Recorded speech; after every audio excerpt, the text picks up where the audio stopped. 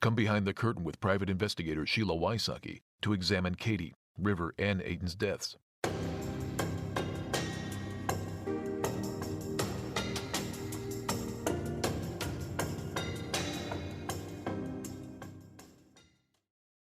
It was cold and bleak that winter's day in January of 2008, but blonde and bubbly Katie Major was a happy young woman.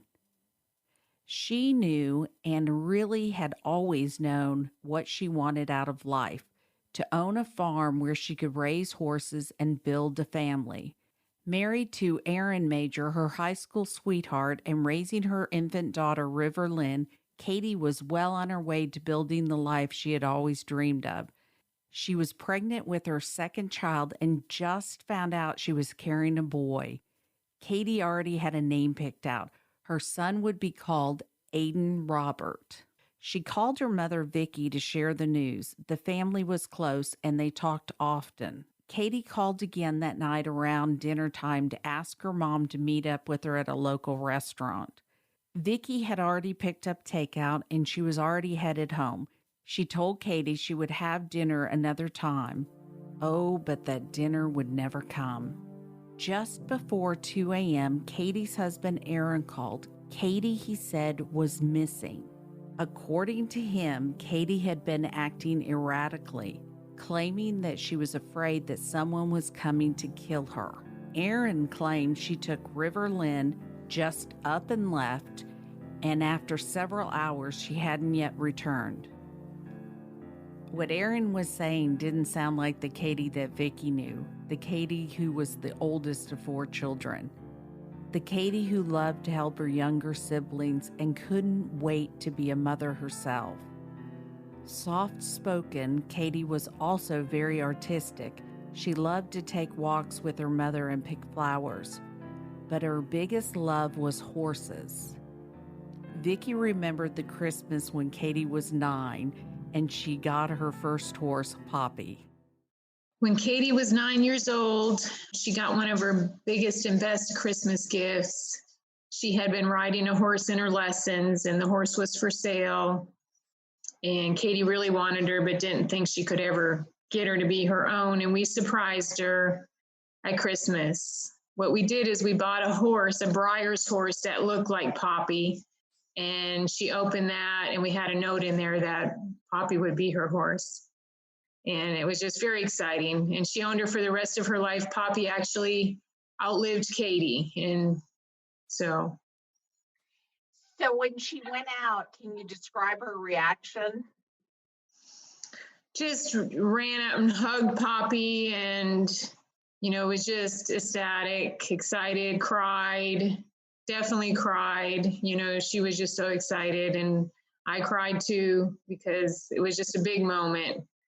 And Katie, for the rest of her teenage years, she owned Poppy, but, hung out at the barn with Poppy and rode probably 5 days a week and worked at the farm and everything.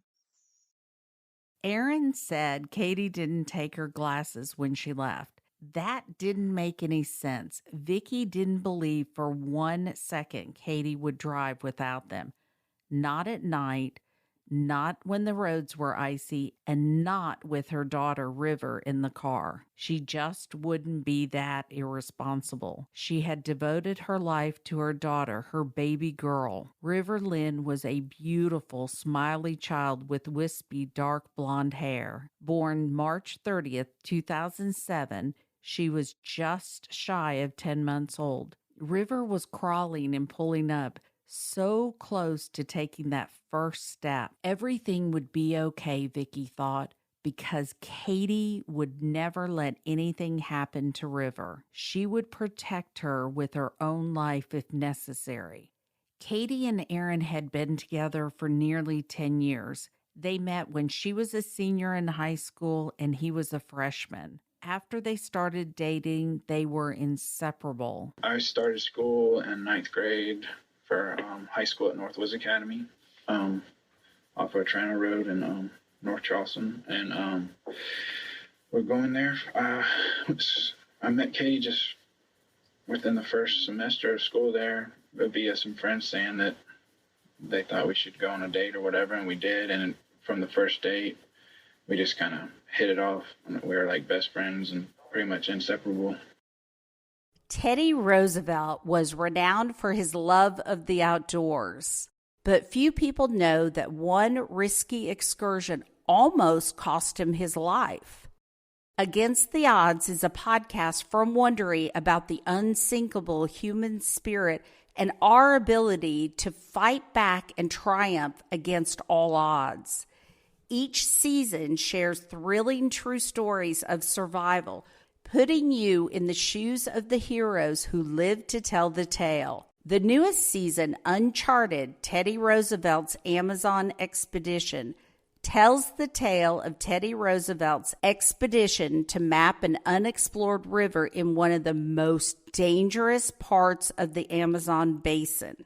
After leaving the Oval Office in his 50s, the restless president was ready for new adventures. From the Spanish-American War Service to big game hunts, Roosevelt was no stranger to death-defying endeavors, but he was woefully unprepared for the unique dangers and brutality of the jungle. His fateful journey was met with starvation, crippling disease, even murder, and you'll never believe how he got out alive.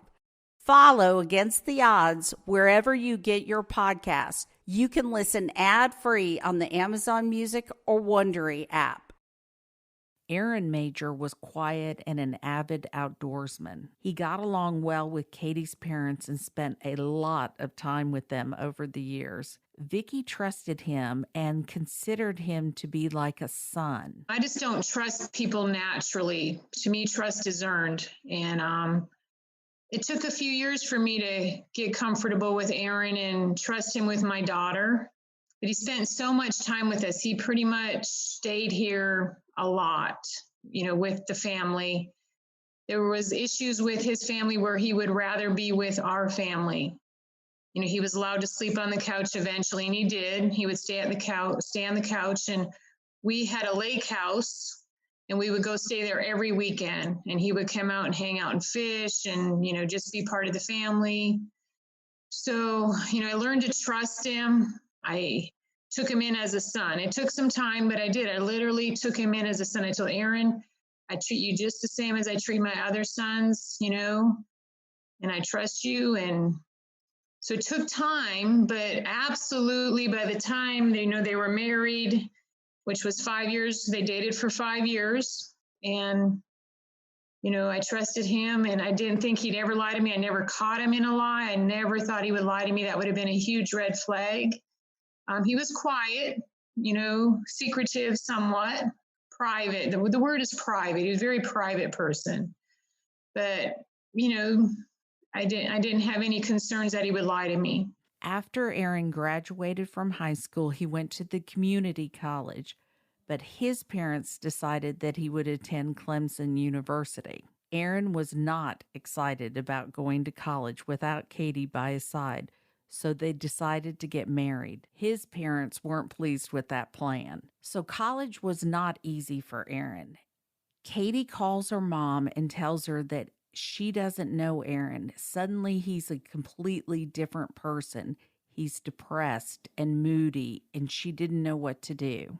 So they got married in July and immediately moved up to Clemson. So it was the first time Katie had moved away from her family. And she called me right after Christmas, and it may have been about 2 weeks after Christmas, around the same time of the year in January. And she said, I remember exactly, Mom, I don't know who he is anymore. He's depressed. He doesn't want to go to school. He's moody. I don't know who he is. He just wants to lay in the bed, and very concerned. She was, bewildered, like, who is this man I married? I don't know who he is. So we talked, and I said, Katie, maybe because his parents made him go to college, which was a known fact. He either went to college or his family would disown him. And I thought maybe he just wasn't handling that well because he was having a hard time deciding what he would want to major in. That was a big deal, because he had went to the local college for 2 years, and then he had to go off to Clemson to get more serious. So I said, come home when y'all can and we'll sit and talk. And I remember when they came home, it might have been a few months, but I can't remember exactly, but they came home and I remember sitting, I can look outside my window right now, sitting out in the grass with them. It was spring. It was, but it's never real cold here, but it was warm enough. We were sitting outside. I just kind of sat him down to relax Aaron, to get comfortable with him, trying to get him to open up, like, Aaron, what's going on? And pretty much in that conversation, it was decided Aaron did not want to go to college. And they felt like that was the problem of his depression. And I said, well, let me talk to Katie's dad. Maybe y'all can move home and you can go work for Jeff. And that's what ended up happening. I don't even know that he finished that year of school, but they got out as soon as possible and moved back to Charleston. And that was never mentioned again. So I thought that was, the problem was solved. He just didn't want to go to college. Aaron lasts only a short time at Clemson, and the newlyweds head back to Moncks Corner.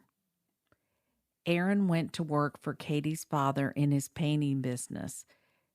Aaron and Katie bought a house, and Katie was thrilled to decorate it, to fix meals in her own kitchen, and to work in her yard. She planted the flowers she loved to pick as a child. She filled her free time with part-time work at a local Christian bookstore. Like many couples, Katie and Aaron had their issues. We were like best friends, that type of thing. Talked a lot. I mean, we told each other everything, and it was very open and honest and type friendship type, intimate friendship relationship.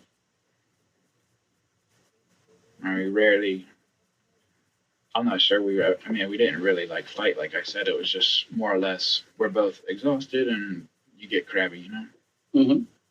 Nothing. We never argued really about, never any kind of big fight or anything that lasted for more than just whatever until we went to bed or whatever, just sleep or whatever.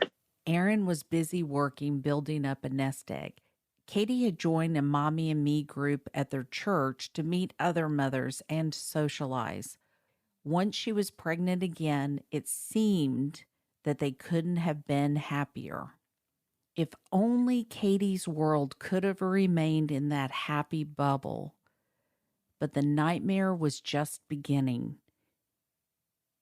It was January 17th, 2008. Vicky's phone rang at 1:44 a.m., waking her from a sound sleep. It was Aaron telling her he was outside her house and he needed to come in and talk to her. Once inside, he told Vicky and her husband that Katie had been acting strangely, saying that someone wanted to kill her.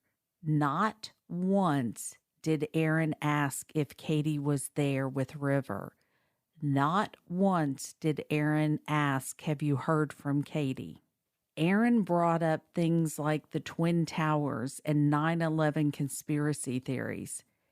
He said that Katie had probably gone to a hotel to protect herself and his daughter, her child, from whomever was after them. He started telling Vicky about the Antichrist, the person that the Bible says will come to gather great power to deceive the world, proclaiming himself to be God. But in the midst of Aaron's verbal vomit, there was one thing he was crystal clear about. He did not want Vicky to call the police.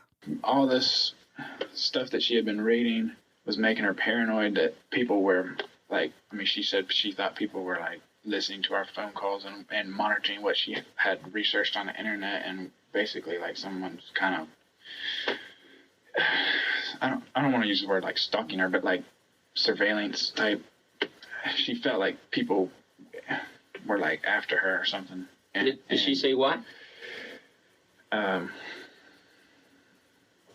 she felt like she had discovered something that she wasn't supposed to, I guess. In some ways now, life will always be divided into before and after. Mere hours before Aaron appeared in the house, Katie had been happily buying baby clothes and toys in preparation for the day she would bring home her beautiful baby boy. But after Aaron showed up that night, there was nothing but confusion and terror. At Aaron's insistence, he and Vicky got into a truck and drove by local hotels looking for Katie's truck. As Vicky intensely scanned each parking lot and checked every vehicle they passed on the road, she noticed something strange. Aaron wasn't looking at all, and he seemed to be favoring one of his hands. At one point, he lifted up, and Vicky noticed it was horribly swollen. She didn't have time to think about it or ask what he had done to it.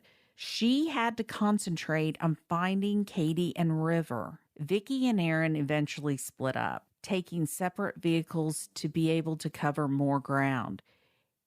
The drive to go further and reach higher. The same thing that inspires you inspires us. At Strayer University, we're always searching for new ways to make education more affordable. That's why we offer access to up to 10 no-cost gen ed courses to help you save time and money, so you can keep striving. Visit strayer.edu to learn more. No-cost gen eds provided by Strayer University affiliates of Sophia Learning. Eligibility rules apply. Connect with us for details. Strayer University is certified to operate in Virginia by SCHEV. It was mid-morning now, and Katie and River hadn't been seen or heard from in over 9 hours. An hour later, Vicky would get another call from Aaron telling her to go to Oakley Road, that a vehicle had been hit by a train and 2 people were dead. When she arrived, there was no train and there was no wrecked vehicle. But as she crossed the railroad tracks after deciding to head to the police department, Vicky saw Katie's truck. She immediately called Aaron and told him what she had found. He said he knew. He said he heard on the radio that a woman and small child had been killed. Strangely, he did not ask any questions. Not until he called Vicky back minutes later. Then he asked if she knew what the police were doing. So Aaron called me back and wanted to know what the police are doing. That's what his question was. So what are the police doing? I said, well, I'm waiting here. I was told to wait here and that the police would be coming to talk to me, because Aaron is the one that told me they were dead. The police hadn't even told me yet. Did he ever ask, is it Katie or River? No. All I told him is I found Katie's truck. And he said, I know. I just heard on the radio that a woman and small child were found dead. He never asked any questions. He didn't say, Vicky, what does your truck look like? Vicky, where are you at exactly? Nothing, nothing of what am I seeing? No emotion either, because I had to call Katie's dad, Katie's brother, Jeremy, and they're like screaming and hollering and, oh my God, somebody come get me. Katie's dad said, I can't drive. I mean, they are so emotional. And Aaron's just like, calm, no questions. It was just night and day. Strangely, he did not ask any questions. Not until he called Vicky back minutes later. Then he asked if she knew what the police were doing. It was a strange question, but everything seemed strange to Vicky right then, and she tried to absorb the awful reality that her beloved daughter and granddaughter were dead. The police did want to talk to her, of course, and that's when she met Captain Rick 𝐓𝐿ic of the Berkeley County Sheriff's Department. The first thing he wanted to know was who sent Vicky to the scene. She explained Aaron, Katie's husband, had. 𝐓𝐿ic wanted to talk to him as well, So Vicky called him and told him to come back to Monk's Corner. Why to come back? Because he was headed out of town to Columbia. Columbia was where Aaron was going to go to look for Katie. Rick 𝐓𝐿𝐒 of the Berkeley County Sheriff's Department asked Vicky if she knew of anyone who Katie was afraid of. Yes, answered Vicky. Aaron's mother, Rhonda Major. She gave Rick 𝐓𝐿𝐒 examples of incidents between the two women over the years that had unnerved Katie. Still in a daze, Vicky was driven home, where friends and family were beginning to gather. Captain Rick 𝐓𝐿𝐒 decided to take Aaron to the station to ask him some questions.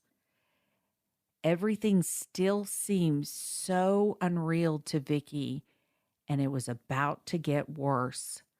The next day, she said that she got a call from Aaron's mother, Rhonda. The funeral for Katie and River, she said, was going to be a private one. Only Aaron was going to be allowed to attend. As this grieving mother tried to understand why he would want that, why he would want to deny Katie and River's loved ones the chance to mourn together and say their goodbyes, Rhonda dropped another gut punch. She told Vicky not to talk to the police. Rhonda claimed that their pastor had advised them not to tell detectives about Aaron's ramblings, about conspiracy theories, and his strange interpretations of the biblical book of Revelations. They wouldn't want to be labeled as religious fanatics. As Vicky struggles to understand why that mattered when Katie and River were dead, why she wouldn't want to tell everything to the police, Rhonda ended the strange call with the words, "But Vicky, it's all true." Without Warning podcast, Season 3 investigation, Derailed. Executive Director, Executive Producer, and Host, Sheila Wysocki. Mix and Mastering by Junto Media Production. And Announcer, Tim Evans. Thank you to Danielle Birch, Chelsea Sarkauskas, and private investigator Jenny Moore for their boots-to-the-ground, passionate, laser-focused research.